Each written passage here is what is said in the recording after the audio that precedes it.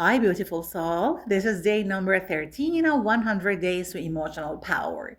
I'm Dr. Jasmine. Today, I want to talk about a feeling that many people experience, but they often misunderstand it and then they blame themselves. And today's subject is the emotional crash after socializing, the exhaustion that comes after being around people.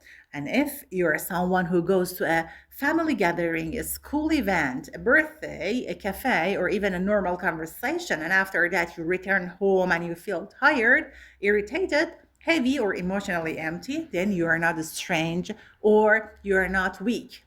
There is a reason, and today I want to explain that reason in a way that feels like a friend talking to you, not a lecture. Many people think that if they feel drained after socializing, it means they're antisocial, or it means they're introverted, or it means they don't like people. But sometimes it is not that. Sometimes the exhaustion comes because you are not being yourself when you are around people. You are performing, and performance is exhausting. And performance does not always mean acting like a clown or trying to impress. Performance can be very subtle. Performance can be smiling while you're uncomfortable. Performance can be being polite when you feel disrespected. Performance can be listening patiently when you feel bored. Performance can be pretending that you're okay when you're actually carrying stress. Performance can be trying to look confident when inside you feel uncertain. And every time you do that, you are spending emotional currency. And then when you return home, your nervous system collapses because it has been holding a mask for too long. And let me give you a very realistic example. You give to your child to school, you meet other parents, you stand in a group, people talk, they laugh, they talk about holidays, jobs, about money, about their children, but you smile, you participate, you nod, and inside you feel tense. You are tense. Your mind is analyzing everything. Your mind is thinking, how do I look? Do they like me? Do I sound intelligent? Do I say right or wrong? Did I make a mistake? Am I being awkward? And you might not even notice these thoughts consciously, but your nervous system notices them. Your body notices them. Your muscles tighten. Your breathing becomes shallow. And after 1 hour, you return home and you feel like you ran a marathon, not because the event was physically difficult, but because your nervous system was fighting for social safety. And another example is you visit family and you know that certain people will ask personal questions, maybe about your job, your marriage, your body, your plans, your finances, and you prepare yourself mentally. You prepare your answers, you prepare your smile, you prepare your politeness, and during the visit, you might laugh and talk, but inside you're defending yourself. You're protecting yourself, and defense is tiring. And after the visit, you feel drained and maybe you even feel sadness because you realize you were not relaxed even for one moment. And this is why some people come home after socializing and immediately want silence. They want to close the door, they want to sit alone, they want to scroll, they want to eat something, they want to sleep because the body is trying to recover. And sometimes people misunderstand themselves and they think they're too sensitive. But sensitivity is not a weakness. Sensitivity is often a high level of perception. Sensitive people absorb the emotional atmosphere of rooms. They notice tension, they notice fake smiles, they notice jealousy, they notice judgment, they notice hidden competition. And when you notice all that, your system becomes tired. And this is why some people feel exhausted after being around certain people, but not others. With some people, you feel alive. With some people, you feel energized. With some people, you feel light. But with other people, you feel heavy. And this is not imagination. This is nervous system reality because your body can feel when it is safe and when it is not safe. And I want to tell you something important. You don't need to label yourself as introvert or extrovert. to understand this. You simply need to observe what type of social environment is emotionally clean to you. And now let me explain another reason why socializing becomes exhausting: hidden self censorship. Many people censor themselves constantly. They stop themselves from saying what they really think. They stop themselves from showing their true personality. They stop themselves from expressing opinions. They stop themselves from sharing dreams. They stop themselves from showing vulnerability. And self censorship is exhausting because it creates inner tension. It's like holding your breath emotionally. And the more you hold yourself back, the more drained you feel afterwards. And let me give you a very common example. You're in a group conversation, someone makes a rude comment, maybe about women, maybe about politics, maybe about culture, maybe about someone's appearance. And you disagree strongly, but you stay silent because you don't want to conflict. And you smile politely, but inside you feel anger, and that anger does not disappear. That anger becomes stored energy. And later, you feel tired, you feel irritated, you feel mentally heavy, and you might not even connect it to that moment. But your body remembers every moment you swallowed yourself. And this is why some people feel drained after socializing because they're constantly swallowing their own truth. And another reason socializing can be exhausting is comparison. Many women compare themselves unconsciously when they're around other women. They compare their beauty, their youth, their weight, their clothes, their hair, their marriage, their career, their money, their confidence, and the list goes on. And comparison is a thief of emotional energy. Comparison is like an invisible fight, it is like a silent competition happening inside your mind. And competition creates tension, and tension creates exhaustion. And sometimes you don't even realize you're comparing. You just come home feeling bad about yourself. You come home feeling less.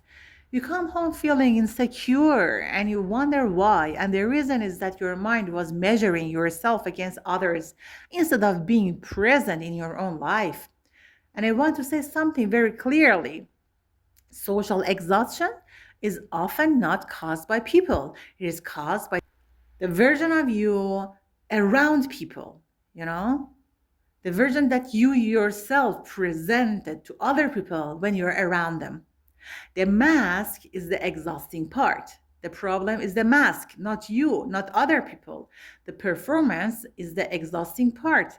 The self monitoring is the exhausting part. And if you want to heal this, the first step is not forcing yourself to socialize more. The first step is understanding what you're doing internally when you are with people. Are you trying to impress? Are you trying to prove? Are you trying to be liked? Are you trying to be perfect? Are you trying to avoid judgment? Are you trying to avoid awkwardness? Because every one of those internal strategies costs energy, and the solution is not becoming rude. The solution is becoming more real.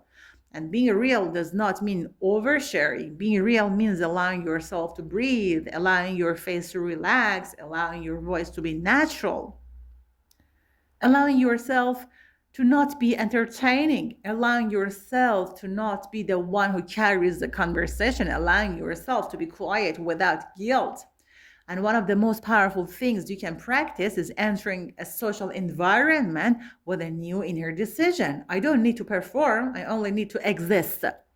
That decision is emotional power. And now let me give you some real life micro examples of what emotional power looks like in a social environment, in social life.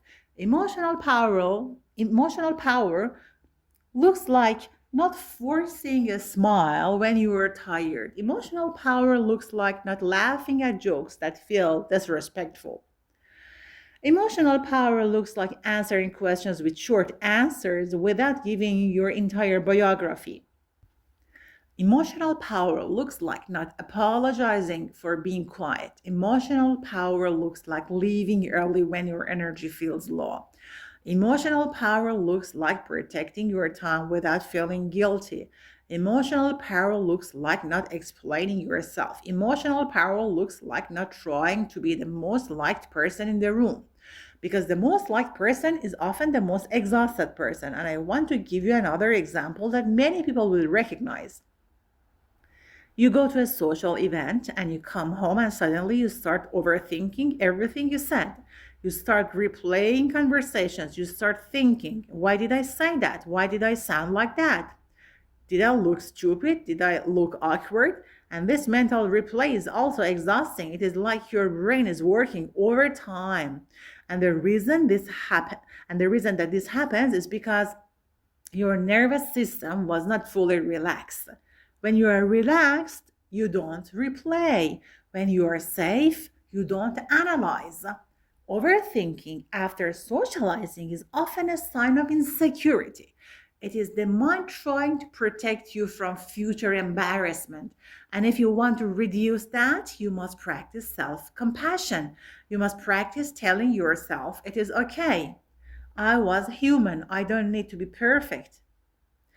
And I want you to remember that many people are also insecure. Many people are also awkward. Many people are also overthinking. But some people hide it better. And you must stop thinking that everyone else is confident and you're the only one struggling. Many people struggle, they just wear a better mask. And another important point is social exhaustion can also be a sign of emotional absorption. Some people absorb other people's moods. They absorb negativity, they absorb complaints, they absorb tension, they absorb drama. And after being around certain people, they feel like their inner atmosphere is polluted. And if you are that person, you need to practice emotional separation. Emotional separation means reminding yourself that person's mood is not my mood, that person's stress is not my stress. And you don't need to say it aggressively. You just need to remember it quietly because your energy is yours. And the moment you stop absorbing other people's emotions, you will feel lighter after social interactions. And now I want to end this talk with something very comforting. You don't need to force yourself to become someone who loves crowds. You don't need to force yourself to become the most social person. Emotional power does not mean being extroverted. Emotional power means understanding your own emotional needs. Some people need quiet after socializing. Some people need solitude. Some people need soft music. Some people need a warm shower. Some people need silence. And that is not a weakness. That is self knowledge. That is emotional intelligence. So, my beautiful soul, if you feel drained after socializing, do not judge yourself. Instead, become curious. Ask yourself gently, what am I doing inside myself when I am with people? And which environments feel emotionally clean for me? And which people make me feel like I can breathe? Because the people who allow you to breathe are the people your soul trusts. If this talk touched you, like, share, and subscribe to this channel because this is day 13 of 100 Days to Emotional Power. And every day we will explore one emotional truth that many people live with silently. Yes, many people live with, but silently. And we will build emotional strength together in a way that feels real, human, and deeply supportive. Don't forget to drop your ideas, questions, and comments down below. I would love to hear from you. See you in the next audio.